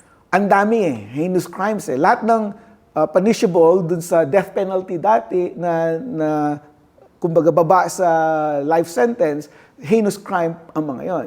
Or yung mga may penalties na capital offenses tulad ng murder, rape, kidnapping for ransom, ang problema, ang pinakamatindi is yung drugs. Yung large-scale drug dealing is a capital offense in the Philippines. Eh, ang dami-dami niyan. So, you are practically, kumbaga, excluding a class of offenders na yung batas na napakaganda ang layon, which is to help rehabilitate the PDLs, decongest the jail, hindi mo rin nagagawa. So, yun ang masalimuot. So we have been advocating na i-review yung IRR or magkaroon tayo ng legislation to maximize the benefits of the GCTA law. And actually, I know a lot of people that do have murder cases that are in Bilibid right now or also in CNW, and they're all hoping na they'll be given, of course, GCTA. Kapag convicted na sila, Karen, pwede na. Oh yeah, so yun nga, alam ko kasi meron na. Oo, pag convicted ka na, magsisimula na ang iyong GCTA. Kahit heinous crimes. Kahit heinous crimes. Oo. Pero pag convicted ka sa kaso mo ng lower court. Oo. Ang gusto natin sana, the day that you are in prison, arrested, detained, dapat, kasi minsan matagal yung pre-trial detention natin. So, mayroon na rin tayong win kasi yung convicted ng heinous crime, pwede pa rin mag-GCTA. That's already a big win. So, ang dapat gagawin nila ng Supreme Court is bilisan yung pre-trial process natin para hindi mag-suffer unnecessarily yung mga PDLs at wala pa silang GCTA na nakukuha. Pero actually, Prof, nung nandun ako sa loob, sa start pa lang may GCTA na ako. Kasi hindi, 2016 to. 2016 pwede lahat. Oo, yung IRR nung 2016, kasi nga gusto ng batas is ma-decongest ang kulungan, ma-reward ang nagbabagong buhay, kaya lahat nabibigyan doon. Whether you're convicted or you're undergoing trial, whether you're heinous crime or non-heinous crime. Right. Kaya lahat ng mga PD, ako kasi wala pa yung GCTA nung inmate ako, wala pa akong GCTA noon eh. Pero kung ako inmate siguro noon, imo-monitor ko yung mga in-earn kong credits. Kasi monthly dapat yan ina-award. So sa inyo, ini-award monthly. Ilan ng GCTA credits mo? Well, I was there 4 years, 7 months, times 2. Hindi kasi nanunungkulan ako. So, nanunungkulan. may additional pa ako. Instead of 30 days, I think I had 35 extra na GCTA points per month. Per So, ibig month. sabihin nun, if I was unfortunately sentenced, kunyari 5 years flat. So, siguro I would have gotten 13 or 12 years or something like that. All in all, yung nabuo ko sa loob ng jail. Kung 5 years ang yung sentence and na-award sa'yo yung 20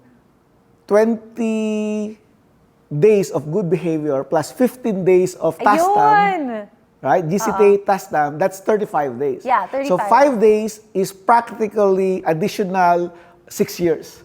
So pag naka 5 years ka, you have served 11 years. 11 years pala. Okay. And in 4 years' time, pwede ka na mag-apply ng parole. Whatever your sentence is, kasi naka 15 years ka na. So that's why it's so important talaga ngayon na may good conduct ka. Hindi ka wala kang kalaban, nagpa-follow ka ng rules, hindi ka na Bartolina.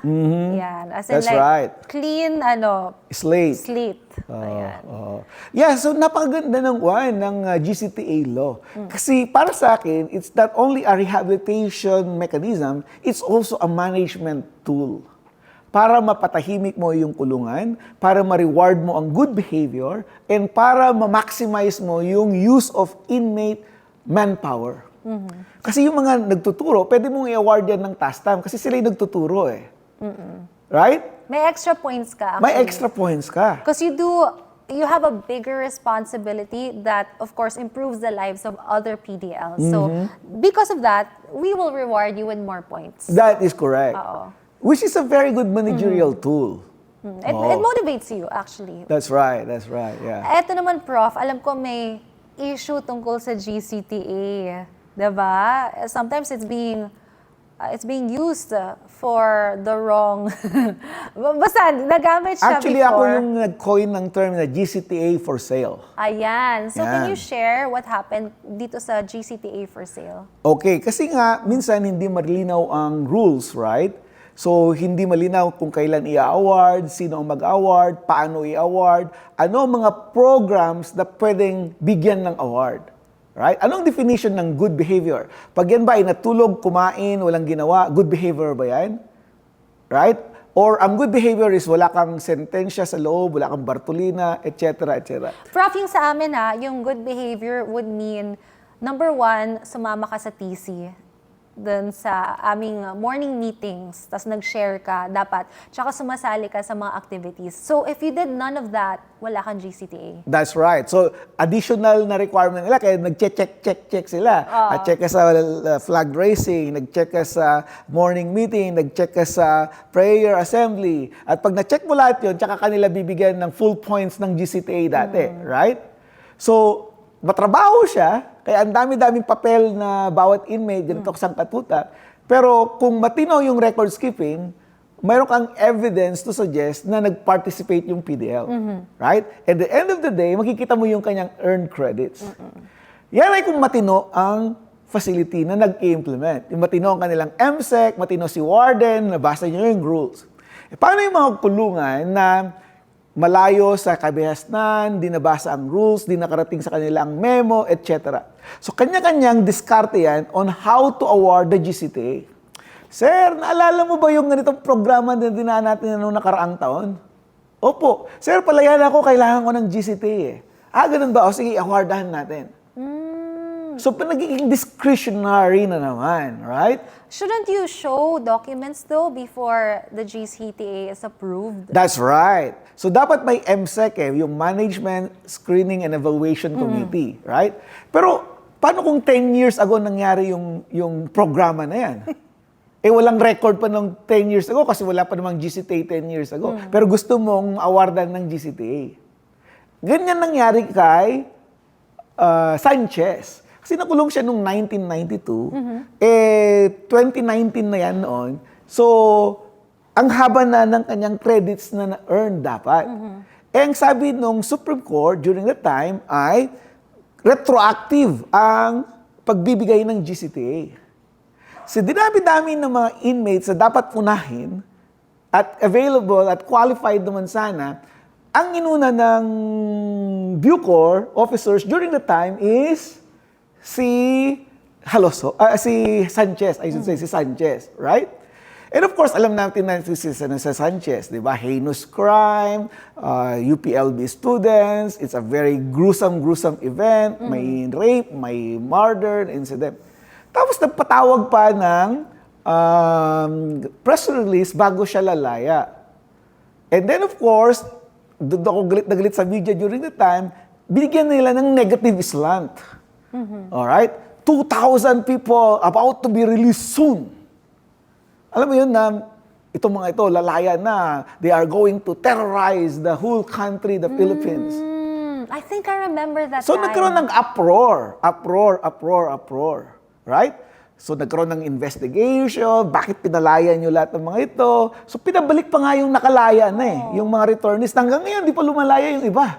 Marami pa rin sa minimum security camp ang hindi Because nakalaya sila dun sa situation na yun. pero binabalik sila. But why couldn't they avail again of the GCTA? Ayun, puntahan mo yun, Karen. Investigahan mo. I-portray mo yung kanilang situation. Because it was part naman of the government's way of letting people Go. Pero at home. natakot sila kay Digong no. Nung sinabi ni Digong na yung mga lumaya at hindi mag-surrender, papatayin ko. Naalala ko yun. So nagsibalikan sila lahat noong 2019. I think madaming natakot sa loob na kung yung GCTA hindi nagamit sa kanila. So, ibig sabihin nun, wala na tayong pag-asa. That's right. Kasi naman, may mga lumutang noon na mga pamilya na nag-apply ng kanilang paglaya, tapos may nakiusap ng mga empleyado, okay, ganito pwede namin ikaw bibigyan ng GCTA kapag isettle natin sa ganitong amount. Yan ang GCTA for sale. Kasi madali na nga siyang ma-quantify at ma-monetize. Kapag walang matinong sistema. Alright? Pwede mo na siyang, aayusin namin yung GCTA mo, magbibigay tayo ng ganito, ganyan. Yun ang problema. Yun yung nagiging problema. Yung mga inmates, willing magbayad yan, basta lumaya lang. Kung 10 years ang bibigay sa'yo na GCTA, kahit 1 milyon, babayaran ko pag may pera ako.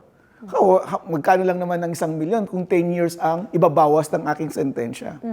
So ganun na yung naging haka-haka. Eventually, dun sa investigation ng Senado, cleared lahat yung mga tao na inimbestigahan. Pero the consequences is, naibalik yung mga ito, nabago na naman yung IRR, nasuspend yung GCTA. So for a long time, walang GCTA releases. Kasi hinihintay yung decision ng Supreme Court, hinihintay yung IRR. So ngayon palang inaayos ulit. So are you saying that a lot of the people right now are not able to avail GCTA? Not yet. So wala nakaka-avail ngayon ng Mayroon GCTA? mayroon na. Pero hindi pa rin lahat. Kasi nga, iniisa-isa eh. Oo, but buti sana kung matino yung ating records keeping. So, halimbawa, may tinutulungan akong PDL. Kasi held ako sa Quezon City Jail, tulad mo, tumutulong ka, di ba? 1996 yan na aresto, right? So, 2025 na ngayon, ilang years na yon? 29 years na siyang nakakulong. Eh kung mabigyan mo lang siya ng 11 years of GCTA, naka 40 years na siya, laya na siya. Eh kung ibibigay mo pa yung full GCTA niya, naka 50 years na nga siya sa loob ng kulungan. Pero, napunta siya sa Quezon City Jail. Wala nang records ang Quezon City Jail. Ayaw ng Quezon City Jail mabigay ng records kasi wala silang records. So, certificate of anong ibibigay nila? Right? Ang sabi ko sa kanila, kung wala kayong record, proof yan na wala siyang bad record. Kasi wala kayong record eh. So, wag niyong i-penalize ang PDL dahil lang wala kayong record. Ang sabi ko sa kanila, ang assumption niyan is good record siya, bigyan mo siya ng full complement GCA. So, yun pa ang inaayos ngayon ng DOJ at saka ng DILG sa kanilang manual. But I'm advocating for that position in the committee kasi member ako ng committee. Now, mayroon pa mga pagkakataon na yung mga PDLs, mayroon silang proof of GCTA nila, pero i-verify pa yan ng mga MSEC people. Eh yung MSEC people, buti sana kung regular kayong nagmi-meeting. Eh hindi. Halimbawa, 20,000 ng PDLs. Ilan lang ang mamimitingan dyan, ma-MSECan dyan. Right? So ikaw, ang tagal-tagal mo na sa kulungan, ang dami-dami mo ng earned credits dapat, hindi ka pa na-MSECan. Pag hindi ka ma-MSECan, hindi ka mabibigyan ng credits. So doon nagkakaroon ng delay.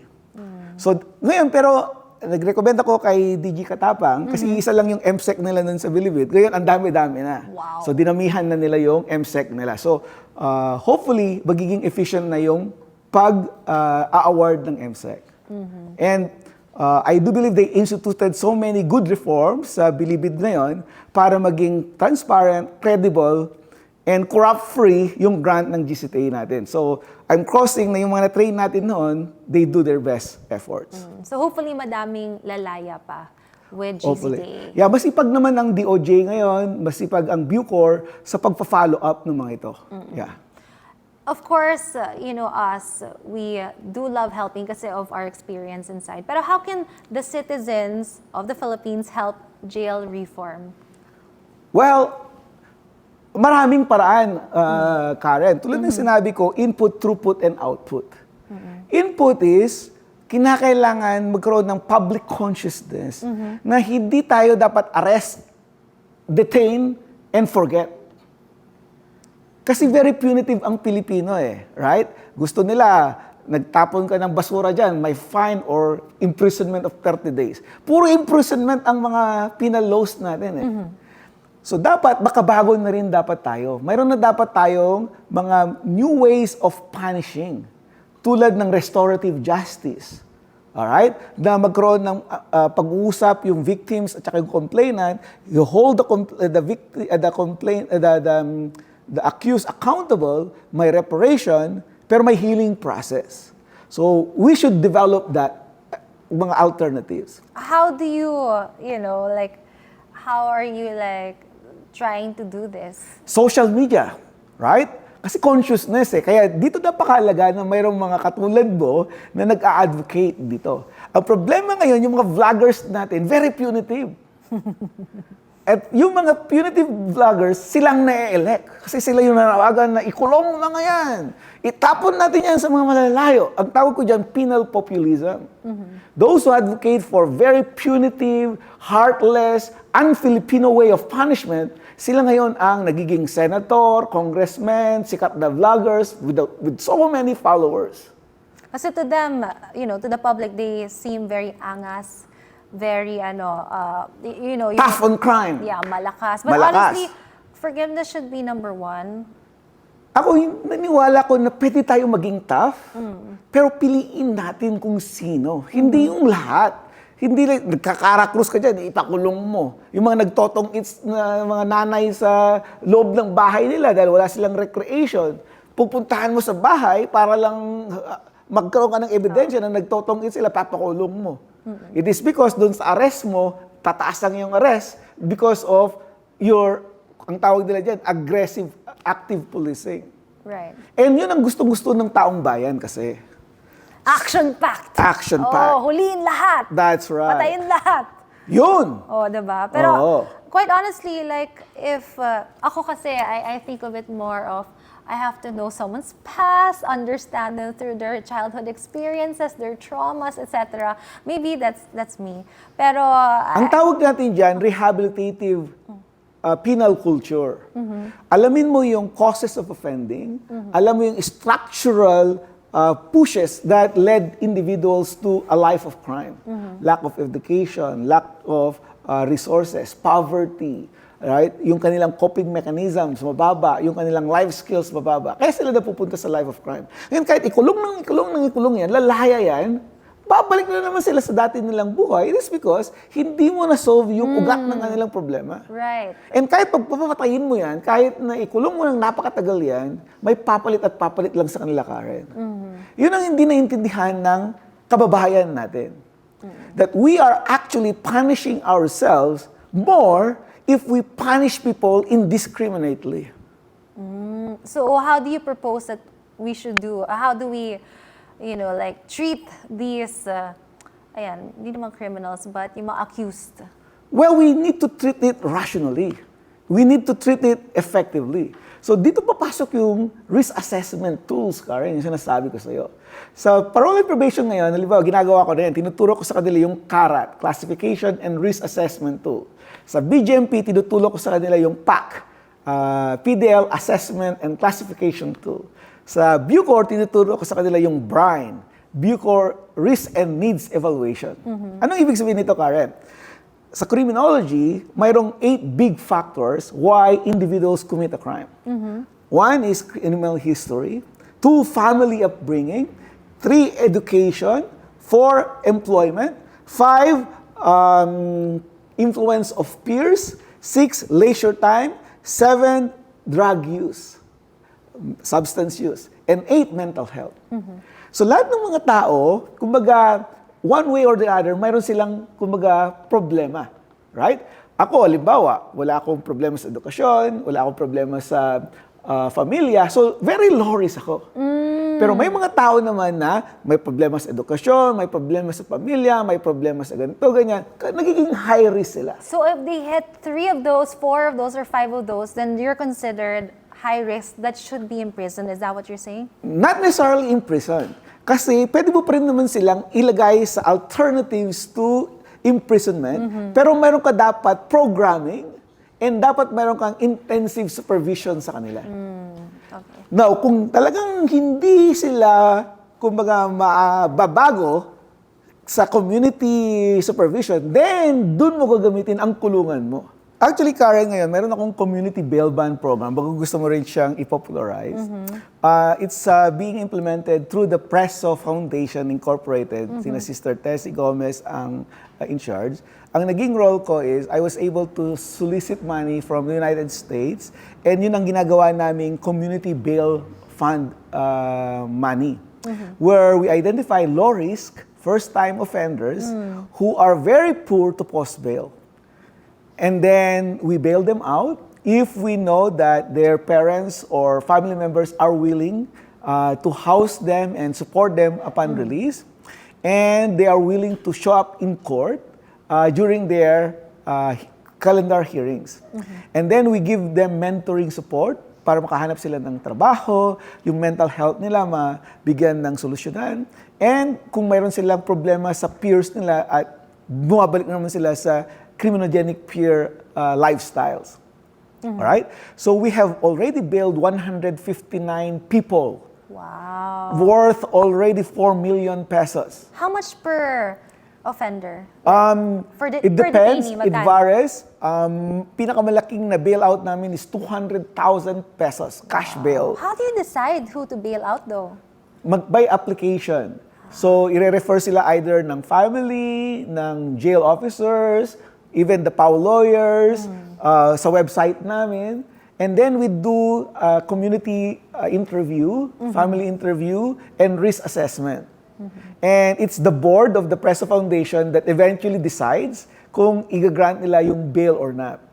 And we do only cash bail, Karen. Kasi matalo-manalo ang kaso, babalik sa amin ng pera. So it's a Laking revolving amount. fund. Laking Ha? amount yun kung cash bail. Yes, cash bail.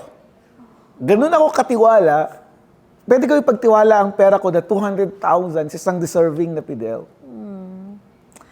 I just want to share also, Prof. I used to bail a lot of people, but I did not consider yung sinabi mo, yung low risk. Alam ko kasi doon, dahil napamahal na sila sa akin, so inisip ko, ang bait naman ito. So, binil ko sila lahat. What I did not figure out, I didn't realize na kung bumabalik sila, labas-pasok sila, I shouldn't have given them bail. Actually, Karen, sa amin, kahit murder, basta low risk. Kasi may mga murder na low risk. Yeah, true. Right? Oo. So, yung sinabi mo mabait, actually, sa amin, minsan natatakot sila. Bakit ito nakapatay ng tao, bine-bail out mo? Right? Hindi bine-bail out namin siya kasi may education siya, mayroon siyang family support, hindi pa naman siya convicted . So, yung mabait sa amin, ang definition namin dyan is yung hindi siya gagawa ng krimen, na safe ang bet natin na kapag lumaya siya, magiging responsible siya sa kanyang paglaya, mag-attend ng hearing, mag-hanap ng trabaho, maging mabuting tatay sa kanyang anak. So, yun ang definition namin ng risk. Hindi siya yung custodial risk, hindi siya yung security risk, kundi criminogenic risk. Right. Kung ang taong ito ngayon ay lalaya, ano ang tsansa na siya'y babalik sa kulungan? Right. Kung mataas ang criminogenic risk niya, pwede pa rin namin siyang i-bail out. Pero yun nga lang, matindi ang programming na bibigay namin sa kanya sa paglaya. Hanapin namin siya ng bahay, hanapin siya ng trabaho, hanapin namin siya ng suporta. So, mayroon akong case managers na nagbabantay sa kanila, nagre-report. Matrabaho yun. Mga trabaho, yun ang binabayaran ko, yung mga case managers. Hindi ko naman binabayaran, kundi binibigyan ko ng allowance kasi mga volunteers ang mga ito. I'll support this one. Sige. Yeah, we have already bailed 159 people. So far, we have a success rate of 93%. I like that. As I was sharing earlier, ako naman, 0% success rate. Kasi I used to bail out people at nangyayari nga, bumabalik sila sa loob because I did not factor out na mataas yung Criminogenic risk. Criminogenic Risk factors. Ayun, hindi ko naisip yun. Kasi inisip ko, Prof, ngayon ayoko na mag-bail ng tao. Pero since may study ka naman, you have ways to decide on who to bail and who not to bail. So I think I like I like that. That's the And way. dapat mayroong monitoring, Karen. yun, yung Hindi monitoring pwedeng after. palayain mo kasi pinalaya mo, nakagawa ng krimen, kasalanan mo yan, moral injury sa'yo yan. Right? Kasi ikaw pa ngayon ang naging tulay niya para makagawa ng bagong krimen. Paano kung nakapatay yan? Right? So, karga de concession natin yan, Karen. So, we need to be, kumbaga, safe bet tayo sa public safety. Kasi hindi naman natin sabihin na may bleeding heart tayo . Hindi. Kasi bleeding heart also creates second layers of dependency and, kumbaga, mutation ang tinatawag ko dyan. So, we need to be rational. We need to be scientific. We need to be evidence-based. Yan. I really like that. Okay, Prof. I will follow your lead with Okay, this. And usap also, tayo. help you out in your initiatives. Actually, nakita ko yan sa post mo sa Facebook . Yeah, It's very interesting Yeah, initiative yeah. na to. And speaking of initiatives, ano pa yung pinupush mo ngayon? Okay, marami kong pinupush ngayon. Yun nga, yung principles of effective correctional management. Kasi nga, yung advocacy ko is, kinakailangan may support ang criminal justice system natin, dagdagan ng judges, dagdagan ng fiscal, mga structural yan eh. Yung cultural, ang hirap baguhin ng culture eh. So, ang tinutukoy ko ngayon yung organizational. Paano ba patakbuhin ng maayos ang kulungan natin? So, dapat may risk assessment, and then may housing segregation, and then may programming, and then may case management and documentation. So, tinuturuan ko sila kung paano magkaroon ng programming. Sa PPA ngayon, yun ang maganda kasi nakapag-pilot site ako ng 8 sites. Sina Ma'am Janet, kasama sila doon. And ngayon, 97 sites na yung expanded pilot sites namin. So marunong na silang magkarat sa PPA. Tapos mayroon kaming 3 programa na ginawa. Hulag POS, which is for drugs. iCare, which is for cognitive deficiencies. And then LEAP for Livelihood and Employment Assistance Program. And dun sa aming pilot site, we found that pag high risk ka, ang recidivism rate mo is around 10%. Pag low risk ka, it's 3%. So our tool is very valid and it helps in focusing kung anong programa ang i-offer mo sa PDL. Kung ano yung criminogenic problem niya, yun ang tutugunan mo. Kung ang tiyan mo masakit, yun ang gagamutin natin. Kung ang ulo mo ay sakit, yun ang gagamutin natin. Hindi yung buong katawan ang gagamutin natin, hindi naman effective dahil hindi naman yun ang sakit mo. Parang gano'n. So yun ang tinuturo ko ngayon sa PPA at sa Wednesday magkakaroon kami ng turnover sa VGMP to turn over ko sa kanila yung aking PAC tool.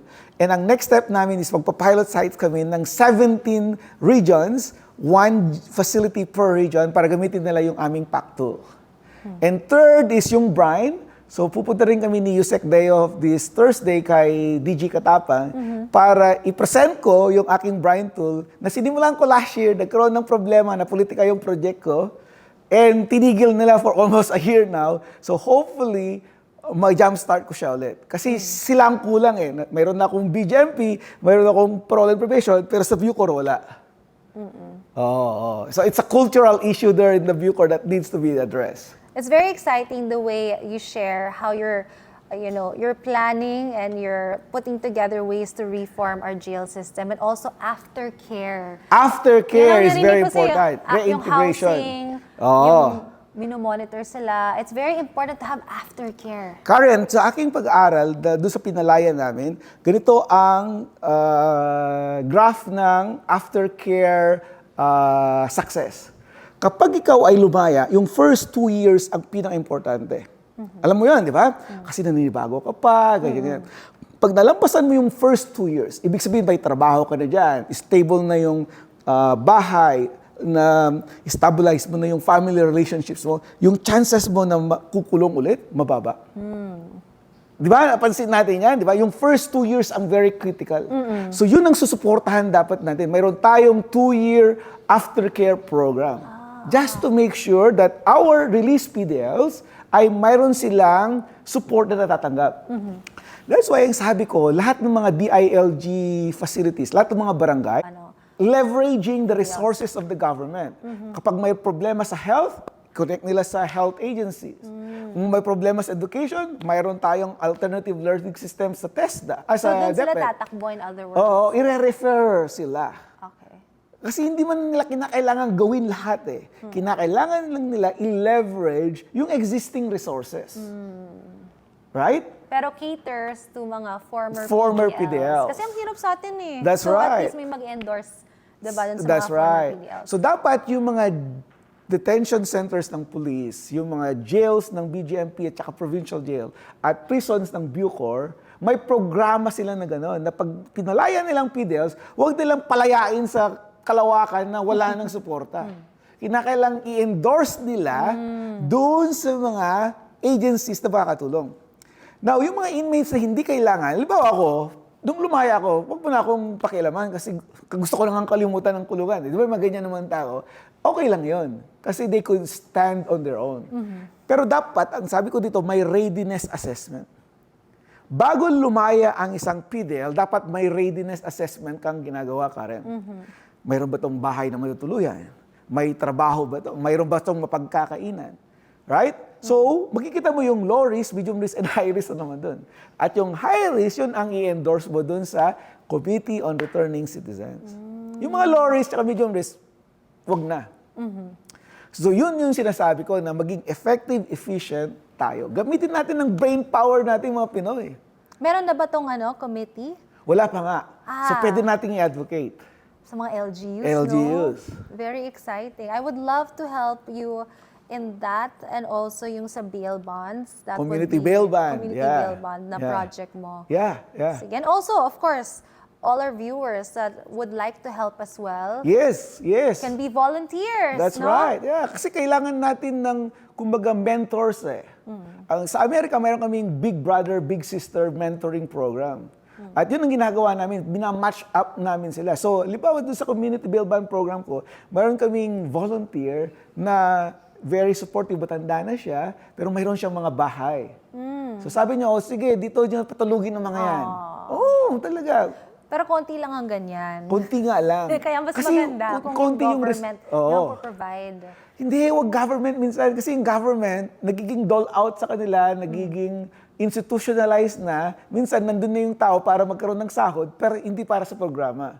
So gusto ko volunteerism, pwede rin.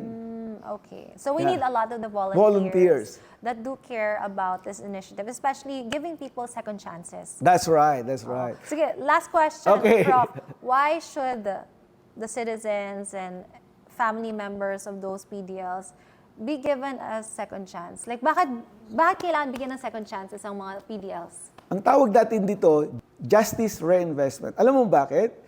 Kasi mga PDLs, sige, magtagal sila sa loob ng kulungan, pero lalaya at lalaya eh. Almost 95% of the PDLs are released eventually back to the community. 5% namamatay sa kulungan. Right? So kung yan ay babalik, right? Anong gusto mo mangyari sa kanila pagbalik nila? Yung mga galit sa lipunan dahil sila ay nakulong? Or gusto nila gagawa ng krimen ulit dahil yun lang ang tanging alam nila para mabuhay? Right? So we are creating a monster that will eventually harm us back. True. Right? Now, gusto natin silang mag-suffer. Yes, kasi nakagawa sila ng krimen. Then their stay in prison is the penalty all by itself. They are already deprived. They are deprived of their freedom, they are deprived of goods and services, they are deprived of their choices. Lahat yung punishment na yan, pains of imprisonment na yan. You don't have to make them worse. You just have to keep them there. Now, you keep them there, kinakailang ihanda mo sila sa kanilang paglaya. Give them skills. Give them ability to survive. Give them a reason why there's still life beyond the prison walls. Now, pag nagawa natin yan, ano yung benefits, right? Then they will contribute back to society as taxpayers, right? They will contribute to the economy natin. And then they could take care of their own children, they could take care of their own communities, they could be part of nation building. Ano nangyayari ngayon? Ikukulong mo sila sa kulungan. Ang kulungan natin criminogenic. Nandyan si Mayor, si Vice Mayor, si Pastor. May drug dealing sa loob ng kulungan. May drug using sa loob ng kulungan. Ano mangyayari? Magiging drug user sila sa loob. Magiging sanggano sila sa loob. Alam na nila kung paano makikipagbalyahan sa loob. Pag nasa labas yan, i-replicate nila yun, tutunan nila sa loob, sa labas. Magiging sila ang tawag natin dyan, Taiman. Right? Taiman na galing kulungan, nakapag-serve ng time, ikaw ngayon yung leader-leader ng mga pangkat sa labas. Right? And so it harms us kasi it creates a perpetual cycle of crime and violence. So bakit natin kinakailangan baguhin ang ating pag-iisip? It's because it will redound to our own benefits, Karen. Walang tutulong sa Pilipino, kundi ang kanyang kapwa Pilipino. Yan ang paniwala ko. Saan ko natutunan yan? Sa loob ng kulungan. Walang tutulong sa inmate, kundi ang kanyang kapwa inmate. True. Tama? We take care of each other. Yeah! Bakit di natin magawa sa laya? Bakit di natin magawa sa kapwa Pilipino natin? So yun yung, kung may isang bagay akong natutunan, Karen, sa loob ng kulungan, ang sabi sa akin ng aking mga kaselda doon, Raymond, kung hindi ka nila kayang unawain, unawain mo sila. That means, kung yung mga preso ngayon, hindi nila kayang unawain yung mga tao, It is because makitid ang kanilang pag-iisip, tayo mga tao sa labas, tayo dapat ang umunawa sa kanila. Okay. Kasi once na unawaan natin sila, lalawak ang kanilang mga options and eventually marirealize nila that reform comes from within. Reform cannot be imposed, Karen. Yes. Alam natin yan. Kahit na pag-aralin mo yan, testahin mo yan, you could only bring the horse to the water, but you could not force him or her to drink. Because reformation comes from within. Kung kaya tayo dapat, we just develop the enabling environment, sabi ng United Nations, for these reforms to happen. And when it happens, there will be inmates like Karen and Raymond who's going to make use of the best time of their remaining lives. Oh, I really love that. That you gave me a different picture of it, of how second chances should be. Kasi syempre, if I look at you in a good way, you will do good for me. Of course. If I look at you bad, you will give bad to me. Of course. That's what I'm expecting out of you. Love begets love. Violence begets violence. Sabi ni Jesus Christ. Wow, I'm so glad to have met you in person kasi talagang your researches have inspired me inside. Thank you. So now I really feel that what you've written and all your articles are being implemented now, or at least you are trying to Kahit pa paano help may nakikinig na the jail system. sa PPA, Ma'am Janet, they are my partners now in implementing. Di ba nakakatawa? Noon tayo yung nakulong, tapos ngayon tayong tumutulong. Diba? That's right. That's diba? right. So thank you again, Dr. Raymond Narag, because you have opened the eyes of a lot of our viewers, especially sa mga PDLs natin. I'm pretty sure na magbe-benefit sila sa mga ginagawa mo today. That's 7 right. years of 6 imprisonment. years, 9 months, 4 days, 3 hours, and 7 minutes. 4 years, 9 months, but you know what? We are here for the long run to help you guys out. So, Alright, thank you. Mga kakosa, kababayan, kalugar, laban lang. prisons are often seen as places of punishment, but sa totoo lang, they should also be centers for rehabilitation and second chances. Through the work of advocates like Dr. Raymond Narag, we gain a clearer picture of what needs to be done and how every one of us can play a role in the fight for fair justice system. So what are your thoughts on the state of our Philippine prisons? Ano sa tingin niyo ang kailangan nating baguhin? Well, let us know in the comment section below. And don't forget to share this episode para mas maraming tao maging aware. So don't forget to stay tuned for more stories of truth and redemption only here on Columbia Stories with me, Karen Bordador. See you guys next time.